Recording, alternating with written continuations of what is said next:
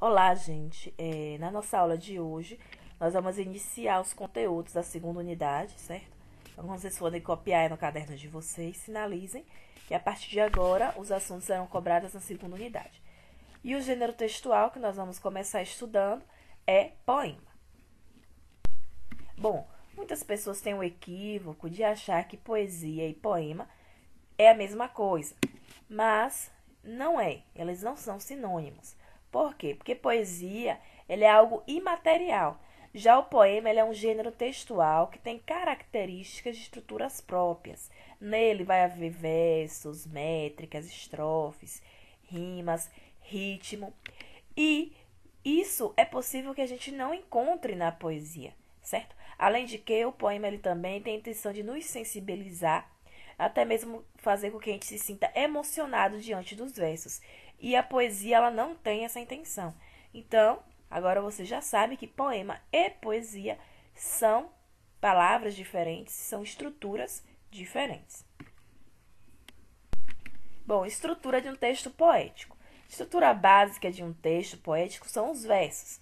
E os versos, o que é o verso? É cada linha de um poema. Então, cada linhazinha que você vê lá de um poema é um verso. Eu trouxe até um exemplo aqui para vocês de um poema de Camões, um verso dele onde diz o seguinte: Alma minha gentil, que ti partistes. Então, aí é uma linha apenas do poema dele. Então, essa linha eu chamo de verso. Estrofe. Estrofe é um conjunto de versos, é um agrupamento de versos. Então, quando eu tenho vários versos juntos, eu chamo ele de estrofe. Aí eu trouxe uma estrofe desse mesmo poema que eu já tinha lido para vocês aí, o verso de Camões.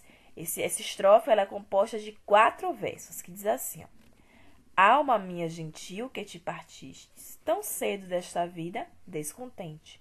Repousa lá no céu eternamente, e viva eu cá na terra sempre triste.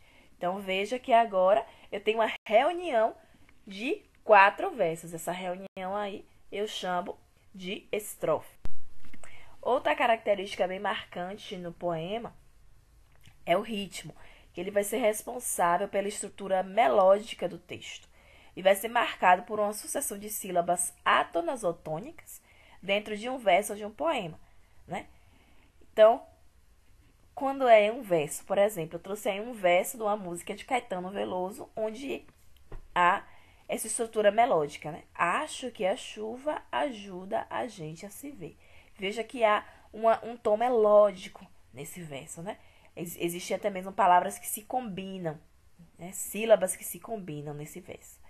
E dentro de uma estrofe, eu trouxe uma estrofe aí de Carlos Drummond de Andrade, que acontece a mesma coisa. A cavalo de galope, a cavalo de galope, a cavalo de galope, lá vem a morte chegando. Então veja que aí no primeiro texto, que foi o verso de Caetano, ele produz o som da chuva. Já no segundo, de Drummond, ele reproduz o galopar de um cavalo. Mas nesses dois exemplos, a gente pode observar que é explorada a sonoridade das palavras e suas tonicidades, que vão colaborar para o ritmo do texto, para ele ser um poético, para ele ter uma estrutura melódica, certo? Então, isso pode acontecer tanto dentro de um verso, como também dentro de uma estrofe, ou dentro de um poema como um todo. Disposição das estrofes. Então, a depender de um número de versos que vão ser agrupados, as estrofes elas podem receber diferentes denominações ou classificações, chamadas de maneira diferente. Por exemplo, aí eu trouxe uma tabelinha para vocês que mostram como elas são chamadas a depender do número de versos. Por exemplo, se uma estrofe ela tem apenas 2 versos, ela é chamada de dístico, certo? Se ela tem 3 versos, terceto. 4 versos, quarteto. 5 versos, quintilha. 6 versos, sextilha. 7 versos, setilha.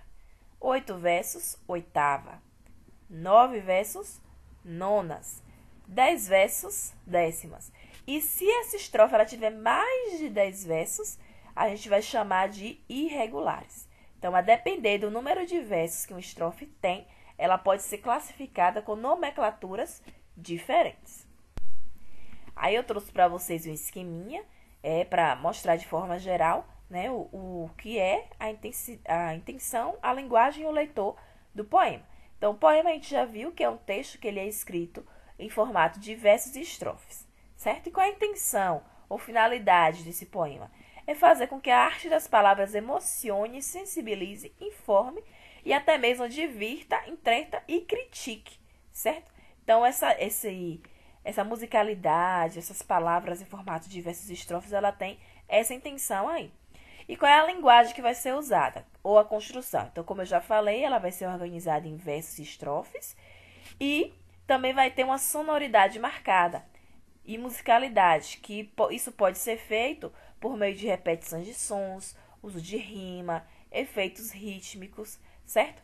Pode ter o emprego de linguagem figurada, certo? Jogos de palavras e recursos visuais, e ela associa também a linguagem verbal à não verbal, certo? Lembra que na primeira unidade, logo no início, nós vimos, né, que a linguagem verbal é aquela linguagem onde a gente se expressa por meio de palavras. A linguagem não verbal era aquela que a gente não precisa necessariamente usar palavras. A gente viu que pode ser gestos, imagens, figuras.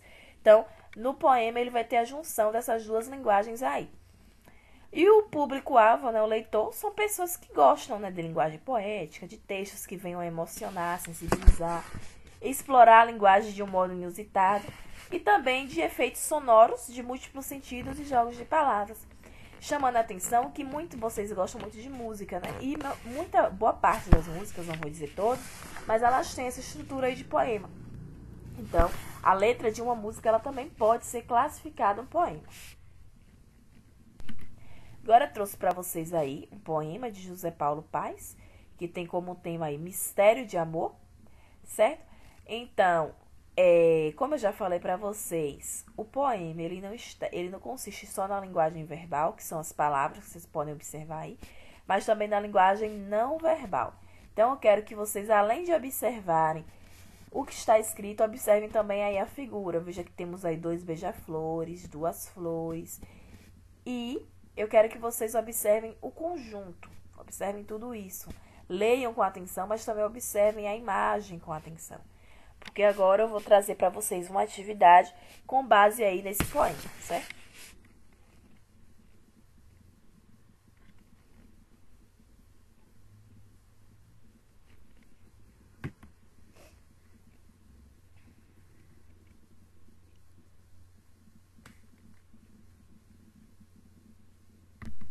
Então, vamos lá. A primeira questão vai ser sobre a compreensão inicial, quando a gente lê o texto, né? Ou o poema. Então, o poema, ele propõe uma pergunta. Aí a gente observa. É o beija-flor que beija a flor? Ou é a flor que beija o beija-flor? Então, qual seria a sua primeira resposta a essa pergunta? Se alguém lhe perguntasse, o beija-flor que beija ou é a flor que beija? Você diria o quê? É isso que eu quero saber aí nessa primeira questão. Qual seria a sua primeira resposta ao pensar nessa pergunta?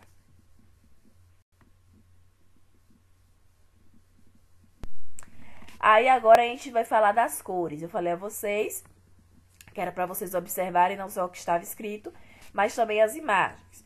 Então, com relação às cores dessa imagem, vamos ver aí. Letra A. Observe a imagem da esquerda. Se vocês quiserem, vocês podem até voltar lá o vídeo para olhar novamente. Mas lá vocês podem perceber que o vermelho das pétalas, ele parece refletir na cabeça do beija-flor. Aí a pergunta é: em que outros tons de cor do pássaro pode perceber a presença do vermelho? Então, volte lá no poema, observe a imagem da esquerda e responda aí essa pergunta, certo? Aí, na letra B, o vermelho, na imagem da direita, no caso, o vermelho ainda mais presente parece refletir a ave na flor e vice-versa. Aí, eu quero que vocês já expliquem essa afirmação. Vocês podem voltar lá de novo, observar a imagem da direita e explicar essa afirmação. Letra C. Há verde na flor e no beija-flor. E também há vermelho na flor e no beija-flor.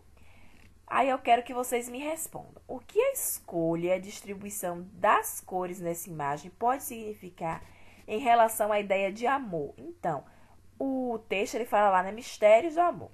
Então, por que o autor ele escolheu atribuir essas duas cores, verde e vermelho, na flor e no beija-flor? Vocês vão dizer isso. Depois, vocês vão escolher as palavras que estão aí nesse quadro, que, na opinião de vocês, podem expressar a presença dessas cores. A troca, a inveja, a atração mútua, reflexo, coincidência, união, doação ou outra possibilidade. Se for outra possibilidade, você pode botar qual a possibilidade que vocês acham. Então, vocês vão dizer o porquê o autor, ele escolheu, né, o poeta lá, ele escolheu justamente verde e vermelho para atribuir tanto na flor como no beija-flor. Agora, com relação ao movimento. Na imagem da esquerda, vocês podem observar quem é que parece estar se movimentando em direção a quem.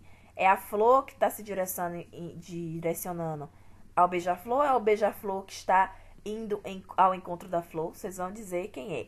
Então, se um está movimentando, o outro está aguardando. Quem é? Na direita, vocês vão observar a mesma coisa. Quem parece estar se movimentando, quem parece estar esperando, aguardando. Vão dizer também.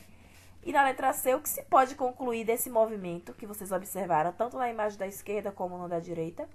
Vocês vão dizer que conclusão vocês têm a respeito disso. Quem é que beija quem? Não é isso que o texto pergunta? Agora vamos ver um pouquinho sobre a linguagem e construção do texto. Né? E fala com a orientação do professor, então eu vou estar explicando direitinho aqui o que a questão pede para vocês. Vocês vão reler de novo lá o poema, atentamente, em voz alta, e depois vocês vão responder aí. Há um som muito repetido no texto, que é o do B, né? O B do beija-flor lá. Aí pronuncia em voz alta esse B. Qual é o movimento feito pela boca ao pronunciar esse som? Vocês vão colocar aí. E esse movimento, ele lembra o que para vocês? Quando vocês leiam bem devagarzinho, atentamente. E o que é que esse movimento ele lembra? Vocês vão colocar aí também. No segundo, há um jogo de palavras entre os versos e as estrofes no poema. Observe aí a organização. Na primeira parte, é o beija-flor que beija a flor. Ou é a flor que beija o beija-flor. Então, existe aí um jogo de palavras entre as palavras beija e flor. Não é isso? Então, agora vamos responder. Letra A. Por que podemos dizer que a troca de posições entre as palavras do texto, ao compararmos a primeira e a segunda parte do poema, o que a gente pode dizer sobre essa troca, hein? Vocês vão dizer o que é que troca, qual é a essência, o que é que troca nessa essência. Letra B. Como você responde a pergunta proposta ao poema, depois de ter lido e analisado as imagens? Quem é que beija quem? É o beija-flor que está beijando a flor? Ou é a flor que está beijando o beija-flor? Qual é a sua resposta? Então, antes de iniciar a análise dos versos das imagens, eu fiz essa mesma pergunta. Não foi isso? Quem era que beijava quem? Então, agora a sua resposta foi igual, foi confirmada ou foi modificada da resposta inicial? Você vai dizer se continua a mesma ou se mudou, depois de analisar.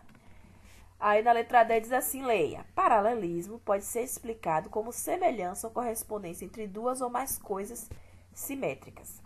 Ao se considerar o paralelismo na linguagem, pode-se pensar na maneira semelhante de se organizar ou dispor imagens e frases no mesmo texto. Então, veja aí que na letra D ele explica o que é paralelismo, né? É uma semelhança ou correspondência entre duas ou mais coisas.